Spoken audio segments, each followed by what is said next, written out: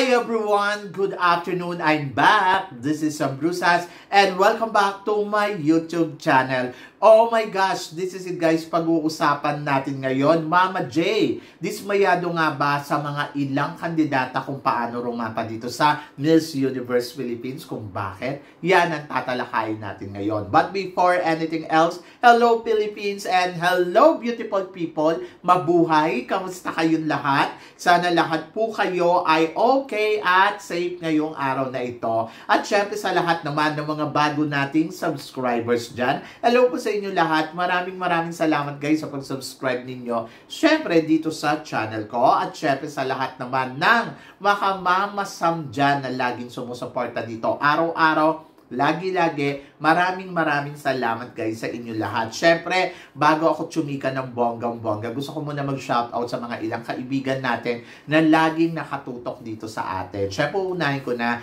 Mr. Randy Lucas, hello sa iyo. And then, of course, shoutout din tayo kay Perfecto Ensyong Jr. Ayun, si Sir Perfecto. Maraming salamat po sa pagsuporta at saka sa pagmamahal na binibigay ninyo. And then, of course, gusto ko rin i-shoutout si Dr. Glenn Pascual na lagi din nakatutok dito sa atin. Attorney Cornelo Dilag and Mark Brick, di ba? Si Madam Henrietta Solidad at saka si Madam Jenalina Paton. Maraming salamat. Siyempre, nandiyan din si Jervin and Carlo Magat, maraming salamat. James Baluyot, maraming salamat. Russell 2016, andiyan din si Yaya Muhammad, si Isabel Pin Bordogilio, hello. Andiyan din si Rosario Balendres, Cesar Nuevo, Robert Casanyas, lagi din yan nakatutok dito. Snake Gem, si Gloria Riniva, Melinda Martinez, hello.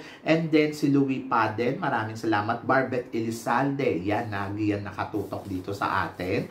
And then, gusto ko rin syempre i-shout out si Catherine Kane. Ayan. So, shout out sa inyong lahat. So, maraming salamat sa support at pagmamahal. So, ngayon, usapang Miss Universe Philippines tayo ngayon.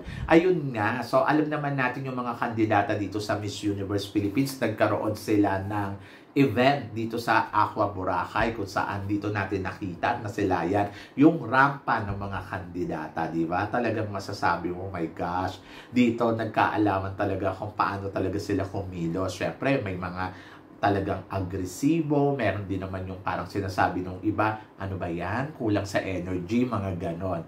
And then, ako masasabi ko naman, sa ipinakita ng bawat kandidata dito, they are trying their best na, alam mo yon na yung rampa nila ay mapansin natin ng bonggang-bongga. Yung iba nga sinasabi na kung hindi pa natin man lang sila makita na talagang umarangkada. And then, itong mga nakaraang araw, si Mama J nagkaroon ng training or pasample sa mga kandidata kung paano nga ba maglalakad ng poise with elegance, di ba? Yung alam mo yon, yung talagang ang gusto lang pala ni Mama J sa mga kandidata ay yung simplihang lakad lang. Yung lakad na with poise at elegance. Kasi nga, ito ay Miss Universe. Kasi syempre kapag gumalaw ka na dyan ng bonggang-bongga, ayan ay pang Miss Grand na, di ba?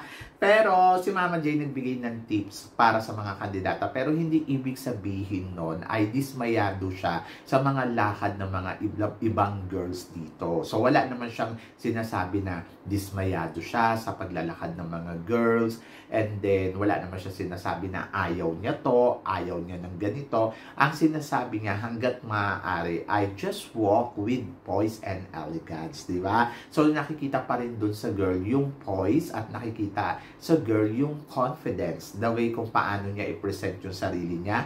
At the same time, as long as possible, sana daw ay ngumiti ang mga girls with fears. Oh, di ba? Yung parang gusto niya naka-smile, pero nandoon pa rin yung fears. Ako para sa akin, ang perfect na ano dyan, smile ka pero yung mga mata mo naka-fears para mas bongga, di ba? And then, ayun. So, excited tayo dahil kung may natutunan man dito yung mga girls, ay for sure makikita natin sa susunod na eksena nila na hindi na sila ganong kagalaw o ka-agresibo. So, tingnan natin kung anong galawan ng mga girls. So, pare-parehas na sila na just walk. Ganon. Anyway, doon naman sa Rampa Challenge, eto nga, di ba? sa Rampa Challenge nila, ay nag-expect tayo na may mga makakalusot dito sa botohan na galing sa mga frontrunner o veteranang candidates. Siyempre, ina-expect natin ang lulutang dyan mga veteranang candidates. Pero guys, don't worry kasi ito ay botohan. So, ibig sabihin, kung may pera ka, bumoto ka, at kung marami sumusuporta sa'yo, sa kandidata, suportahan ninyo kung sinusuportahan nyo sila para, alam nyo yon, mas parang tumaas pa yung mga candidates na gusto ninyo. Pero ang sabi ko nga, hindi naman na kailangan magpa-impress ng mga veterana dito sa botohan dahil feeling ko kahit hindi naman sila iboto or hindi naman sila mamayagpag dyan, darating pa rin sa sa resulta sa coronation night kung sino yung malalagay doon sa top 5, di ba? Kumbaga parang yung mga frontrunner, alam na natin kung paano yan gumalaw, hindi na nila kailangan pa improve sa atin.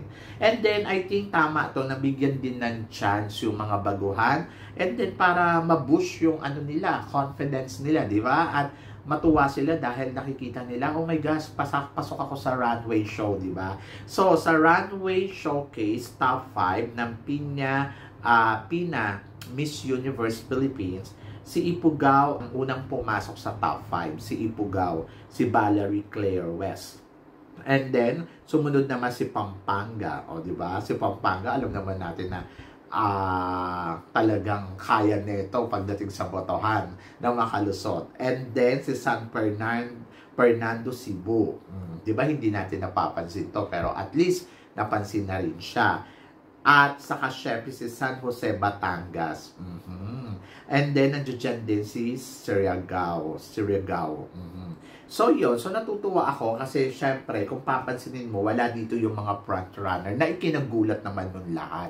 Na parang, ano nangyari, di ba? And then, dito nga sinasabi na ako, dismayado nyata si Mama J sa resulta. Hindi naman siguro. Dahil ito ay botohan nga. So, syempre, kung sino yung madaming iboboto, ay yun talaga yung makakalusot dyan. At huwag na tayong magulat. And then, doon nga sa sinasabi na ko, bakit wala man lang frontrunner ang nakalusot dyan. Ako para sa akin, yung mga frontrunner, wala naman na silang dapat improve. Halimbawa, si Atisa o kaya si Winwin. Kumbaga, parang alam na natin yung galawan nila. At kahit hindi sila makapasok dyan, karating pa rin yan sa dulo ng competition. Yung mga frontrunner na yan, basta lumaban lang ng bonggang-bongga, di ba? And then, congratulations syempre sa mga nag-top. Para sa akin ay okay yan. Okay yan na mabigyan din pansin yung mga baguhan na kandidata katulad nila Ipugao, Pampanga, San Fernando, Cebu, San Jose, Batangas at Surigao. So parang feeling ko, eto din yung chance kasi ng mga baguhan na maipakita. And then kung sino yung mananalo dyan, ayun, isang yata doon ay matik yata makakapasok sa semifinals na Miss Universe. So, congratulations, di ba? And then, doon naman sa mga veterana, parang feeling ko naman, kahit hindi naman sila iboto, papasok pa rin naman sila sa semifinals for sure. Kaya hindi nila kailangan makipag-agawan ng spotlight dyan. And then, doon naman sa sinasabi na ko, dismayado si Mama J sa result, I think hindi.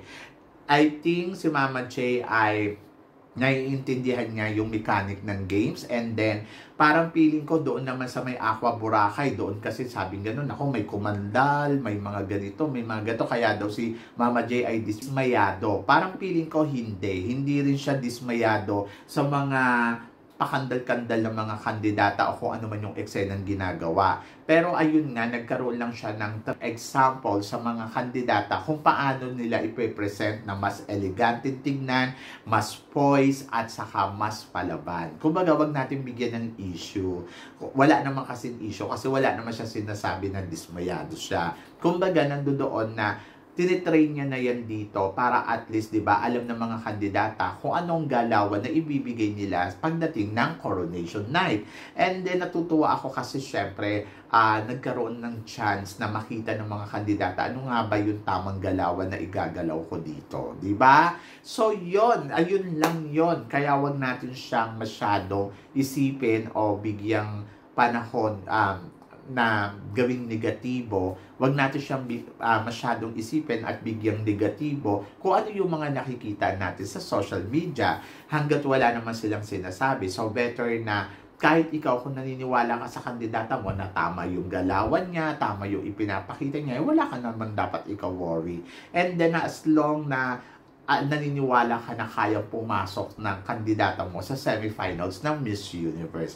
Ako para sa akin, hindi rin ako nagulat sa result neto ng runway showcase nila, top 5 delegates. So, congratulations kasi syempre botohan to. Kahit sino ay pwede talagang manalo dito as long na makuha niya yung suporta ng taong bayan na boboto sa kanya. Diba? So, yon. So, kayo guys, ano guys ang masasabi ninyo dito sa mga pinag-uusapan natin ngayon? I-comment below mo yan para at least malaman ko naman kung ano naman ang chika mo dito sa mga tinatalakay natin. So, syempre maraming salamat sa inyong lahat sa suporta at pagmamahal na binibigay ninyo syempre dito sa channel ko. At sa mga hindi pa po nakaka-subscribe, please don't forget to click like and subscribe my channel at i-click nyo na rin po ang notification bell para more updated kayo syempre sa aking mga chika.